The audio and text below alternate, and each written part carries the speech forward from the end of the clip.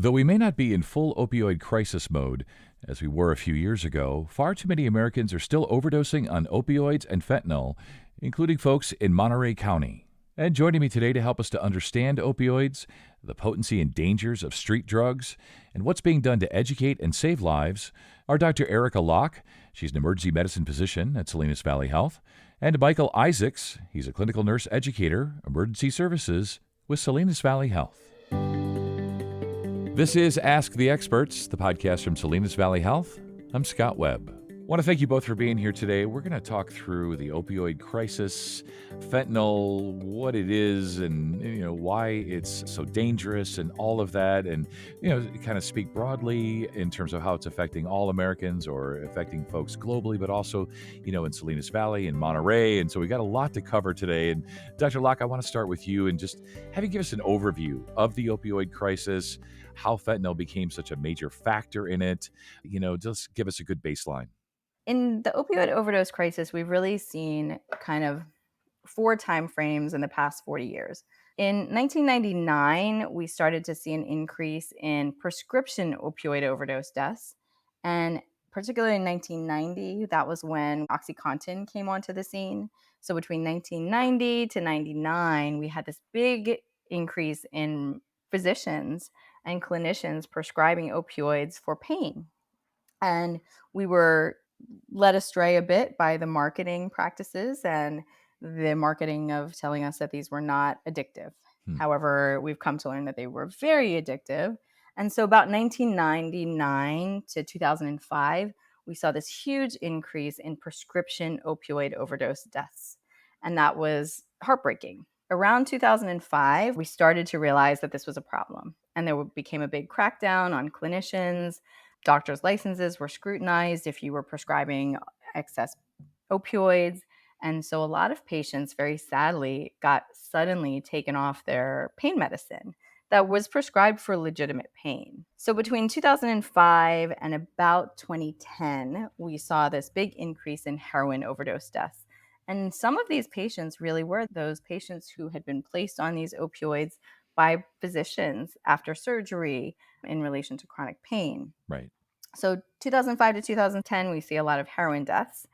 And then we see fentanyl come on the scene. So about 2010 to 2013, we see this increase in synthetic overdose deaths.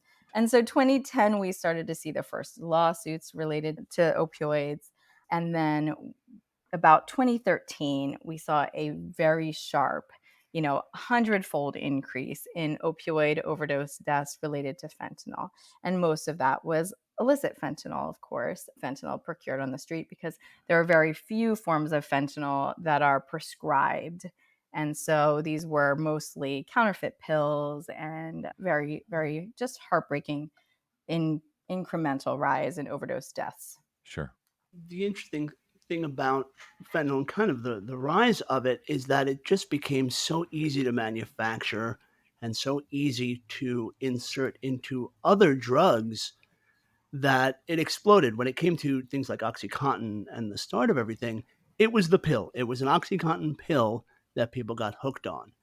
Right. Fentanyl came on the scene, and they're able to put it in so many other things that are being sold on the street, which is why we're seeing such the increase in not only addiction but in opioid deaths, because it's permeating in all other drugs. It's not just like Oxy was. It's become Right. this whole new animal. So you give us a sense there because there's just so much in the news and social media, and it's hard to make sense of all this. So I want to find out from you, Dr. Locke, like how does fentanyl compare to other opioids in terms of potency and risk? Like what is fentanyl exactly, and how does it compare to the other opioids? So fentanyl is essentially 100 times stronger than morphine, and it is 50 times stronger than heroin. Wow. So imagine a sugar packet. A sugar packet contains 4 grams, right? So 4 grams of sugar in that sugar packet, you could get 40,000 therapeutic doses of fentanyl. So if I had one sugar packet full of little fentanyl crystals, I could treat 40,000 people therapeutically for their pain related to a surgery or Usually we use this in the emergency department when someone has a broken bone or they're undergoing surgery and we've cut open their body or their body has been, severely injured. Yeah. One sugar packet has 2,000 fatal doses of fentanyl. So I could treat 40,000 patients for their pain in the emergency department, or you could kill 2,000 people with just one sugar packet of fentanyl. I know Mike can speak to how now this is becoming just adulterated in our street drug supply. Right. For many years, people who can't get their medications, and I'm not talking, things like OxyContin and pain medications, things like anti-anxiety medications like Ativan or Xanax that maybe they can't get into their mental health appointments, and people are selling them on the street. The Right. problem is they're selling fentanyl-laced medications like that. And even in our community, we're seeing it. And when we talk about sort of the potency of it, there was a period of time last year at Salinas Valley Health where we had a string of patients all come in, all middle-aged, who all died from overdoses, none of whom were known fentanyl users. And I know Dr. Locke has used this term in the past, but street chemists, as I make the air quotes, Right. these street chemists are mixing it because it brings people back. If somebody takes Xanax, which is an anti-anxiety medication, but it's different than the normal one they've taken because it's got fentanyl in it, it brings them back because fentanyl makes you feel good. It causes that euphoria. So they go back with it and they take more of it and then they overdose on it because they don't know that fentanyl's in it. They just know it makes them feel better than the normal drug Right. they're taking, and they take more of it and it causes the overdoses. Yeah, I appreciate the air quotes. And Michael, I just want to get a sense of some of the biggest misconceptions. I think there's so much misinformation and misconceptions about fentanyl and just the opioid addiction crisis. I mean, the biggest myth, much like any addiction, is that addiction only affects people who have no will or are socioeconomically disadvantaged. Opioid addiction can literally affect anyone of any age. I mean, the other part of it is that fentanyl in the streets is the only fentanyl there is. So it kills people. Fentanyl kills you no matter where it is. And Dr. Locke spoke to this. Yeah, if you take the large doses of fentanyl that are given in the streets, yeah, it could kill you. But if Mm. you come in and your bone is snapped in half, I'm going to give you fentanyl, the right dose, the right medically prescribed dose, because it's going to help your pain. It's the best thing I have. We're not giving you the 100 times the dose that they're giving you on the street. One of the biggest misconceptions I think that we see is that one, oh, this can't happen to me. 100%. If you are a human and you were born, this can happen to you, right? Hmm. If you don't have adequate supports in your life, or just if you have a brain that happens to be affected significantly by these chemicals. I think part of what is so heartbreaking in this epidemic is that we do not treat this enough as a society as the medical condition that it is. We Right. criminalize people, we criticize people, we say that this is your fault, you put yourself here, when in actuality, this is a fundamental part of being human. These are chemicals that create medical conditions, and just like we have kindness and compassion for people who are schizophrenic or who have mental illness or who have diabetes, this opioid dependence and chemical dependence, alcohol dependence, all of these kind of drug dependencies and addictions should really be treated as such and thought about as such. We need to have more compassion.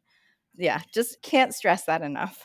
Dr. Locke, let's talk about how these drugs are impacting communities, especially in terms of public health, safety, all that kind of stuff.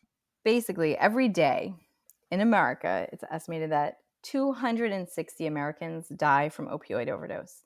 That's like essentially a plane crashing every single day. And to put that into perspective, in America, daily in America, 100 people die of car crashes, and about 2 people die in a plane crash if you were to use that kind of daily statistic every day. So that's a more than 100-fold death rate than people are dying in motor vehicles, right? Which is staggering. One of the most heartbreaking things that I think and trends that we're starting to see is this trend towards young people using or young people experimenting or trying. So, very sadly, in the past kind of 5 to 10 years in our county and across the nation, we've seen this rise in fentanyl deaths in the demographic of like age 14 to 18. So, these are often people who have taken Hmm. one pill at a party, and then they've died. I have kids at this point. My kids are middle school age. They carry Narcan. Hmm. They have come around to these presentations with me. They carry Narcan in their bag. And they carry Narcan in their bag as young children, not because I think that they're going to overdose, but I almost guarantee there will come a day when someone goes down in a bathroom or in a mall or at a concert, at a music festival that they're at, and they will be able to save a life because they know kind of what to look for, which kind of brings us to this other new law that was recently passed in Monterey. Mike, can you talk about Melanie's law a little bit? I believe it was in October of 2023. A bill passed in the California legislature. It was SB 10. It's called Melanie's Law. And basically, what it says is that in an effort to prevent more fentanyl overdoses in the schools, they now have to have a plan and a program for education and response. So part of that is what myself and Dr. Locke are doing is literally going into the schools and providing education about Narcan and about fentanyl, but then having Narcan in the schools, and that's the response part, is teaching kids how to recognize, teaching kids what fentanyl is, but then how to respond if somebody they Right. know has an overdose. Yeah, Mike, I wanted to ask you what Narcan is, and is that the go-to if it's nearby, if you suspect that someone is having an opioid overdose? Absolutely. Narcan is the opioid savior, basically. It is the best and number one reversal agent for opioids. In layman's terms, when you take an opioid, when you take fentanyl, it attaches to the pleasure centers of your brain. Problem is, it also slows down your breathing because of it. And if you Hmm. take too much, it slows down your breathing to the point of no breathing, and that's what kills people. What Narcan does is you inhale this Narcan through your nose. That's the way that we're doing it and the way we're teaching it to the community. It's a nasal spray, and the Narcan goes into those pleasure centers in your brain, pushes the opioid out. So now you can breathe. Eventually, you can wake up, and the opioid is no longer affecting you the way that it's trying to. The Narcan takes the place of that. So the way Right. that we teach and the way that we use Narcan and the way it's in the community is literally a nasal spray. Just like you're going to get your Nasonex for your allergies, it's a little nasal spray, and you put the end up somebody's nose and you press the plunger and it sprays the Narcan into their nose. But Yeah. the reason that it's so big in the schools is because kids have parties, kids are out. The reason that we teach it to kids to hold with them is you can't treat yourself with Narcan. You're usually unconscious. So if you see somebody on the floor Hmm. and their breathing is slowing down, if somebody's not waking up, you rub them on the chest, you punch them in the leg, and they're not waking up, there's a problem. And the thing is, if this is not an overdose, let's say, God forbid, they just passed out, or it's a stroke, Hmm. or some other medical emergency, and you give them Narcan, no worries. The Narcan is not going to have any negative effects on a person if it's something else. Narcan has no negative side effects. But if it is an overdose, it's probably going to save their life. Dr. Locke, then let's talk about the medical community. I'm sure education, like things like this, podcast presentations, things like that. We think about prevention, treatment of opioid addiction, getting more Narcan into the hands of folks who can really help on the front lines, if you will. Just talk about this. Talk about what someone like yourself, medical providers, can do or are doing to help folks. So, as a medical community, making sure every emergency department knows how to do a buprenorphine start or issue a prescription for somebody to come off of their street opioids and have a pathway to a safe and effective treatment. We see fewer deaths when we have people in treatment. So, there are two main drugs that are used currently to help with opioid dependence, and they're methadone, which is very highly regimented through methadone treatment programs, that are very often hard to access, and you have to go every morning to pick up your dose. Very hard to live your life in a methadone program. But for some people, the methadone programs work great. The other medicine that we have is buprenorphine, or also known as Subutex or Suboxone.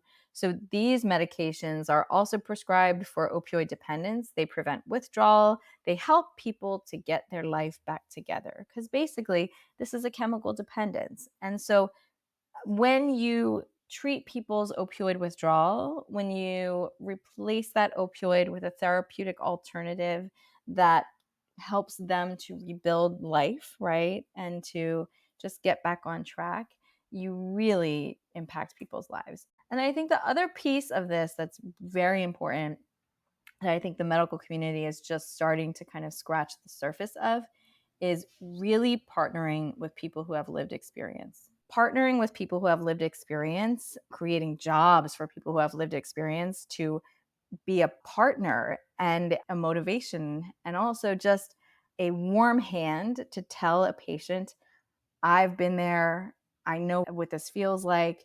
And while this doctor is going to help us to get you the meds you need, I'm here to also give you the hope. And so I cannot stress enough that we as doctors, I always say, I have the easy job. I can write a prescription, I can tell you how to take it. The real work comes with getting these patients into treatment, with building supports. And so the more we partner with people who have lived experience, the better we will be at doing this. And their experience is invaluable. So I think as a medical community, we need to increase paths to treatment, increase access to mental health, increase access to the medication-assisted treatment, and then just partner and create some jobs for people with lived experience, for sure. Right. Yeah, such good information today to put out in the world. I feel like we're just kind of scratching the surface, but give you a chance, both of you here at the end, just talk about some of the harm reduction strategies that have been effective in addressing the crisis. I'll start with you, Dr. Locke. So, harm reduction is vitally important. Studies show that if we provide access to harm reduction, we increase willingness of people to enter treatment. Our hospital was actually the first to approve the harm reduction policy that was created by doctors in every hospital in Monterey County. So physicians got together from every hospital in Monterey County, and we came up with a harm reduction plan that included, how are we going to offer needle exchanges? How are we going to offer supplies to make people who are using drugs more safe? So supplies for injury and infection prevention is what we called it, or SIP. Harm reduction means, one, prevention, so good mental health resources and intervening young. And then two, treating our population and our brethren with kindness, compassion, and letting them know that their life is valuable, and providing health care to them and a means to safely continue their use before they're ready to get sober, and then offer fast and effective pathways to get clean and sober when they're ready. Yeah, Michael, last word to you. We did a session at CSUMB a couple months back, and I haven't been on a college campus in a long time. And I remember when I was on a college campus 20 years ago, you walked in the door of the dorms, and there was the rack with the newspapers, the school newspaper right by the front door. Right. Well, at CSUMB now, there's a rack of newspapers, and next to it is the rack of Narcan, which I thought was very interesting and kind of telling about what's going on in schools. That, okay, we know you're using, but we don't want you to die. Well, it's a lot to take in. Like, I feel like we're really just scratching the surface today, but since we know that education is such a big part of this, both for the community, perhaps other medical providers, hopefully we put some good information, good resources out into the world today. So I just want to thank you both for your time. Absolutely. Thank you so much. We really appreciate your time. And to listen to more of our podcasts, please visit salinasvalleyhealth.com/podcasts. And if you found this podcast to be helpful, please be sure to tell a friend, neighbor, or family member, and subscribe, rate, and review this podcast, and check out the entire podcast library for additional topics of interest. This is Ask the Experts from Salinas Valley Health. I'm Scott Webb. Stay well, and we'll talk again next time.